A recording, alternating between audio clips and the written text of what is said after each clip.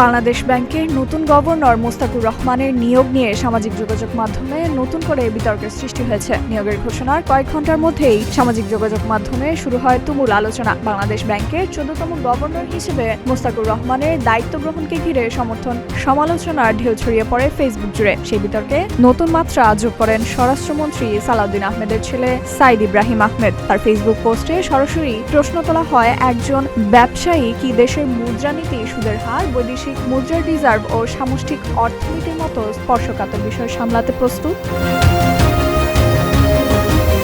পোস্টে তিনি দাবি করেন, কেন্দ্রীয় ব্যাংকের মতো গুরুত্বপূর্ণ প্রতিষ্ঠানের প্রধান হিসেবে নিয়োগের ক্ষেত্রে আন্তর্জাতিক মানদণ্ড, গভীর অর্থনৈতিক জ্ঞান ও নীতি নির্ধারণী অভিজ্ঞতা অত্যন্ত গুরুত্বপূর্ণ। তিনি উদাহরণ হিসেবে ইউরোপীয় কেন্দ্রীয় ব্যাংক, ব্যাংক অব ইংল্যান্ড এবং ব্যাংক অব জাপানের গভর্নরদের পেশাগত যোগ্যতার কথা উল্লেখ করেন।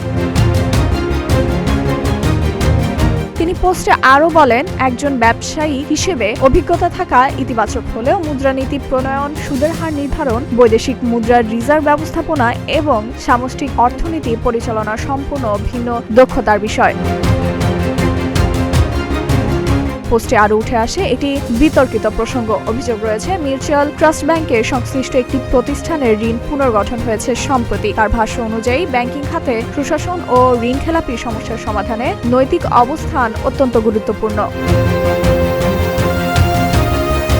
এছাড়া রাজনৈতিক সংশ্লিষ্টতার বিষয়টিও তিনি উল্লেখ করেন এবং দাবি করেন, কেন্দ্রীয় ব্যাংকের স্বাধীনতা ও নিরপেক্ষতা রক্ষা করা জরুরি, অন্যথায় আন্তর্জাতিক উন্নয়ন সহযোগীদের সঙ্গে সম্পর্ক এবং চলমান রাজনৈতিক এবং অর্থনৈতিক সংস্কার কর্মসূচি চ্যালেঞ্জের মুখে পড়তে পারে। ফাইজা মেহরিন, প্রতিদিনের বাংলাদেশ।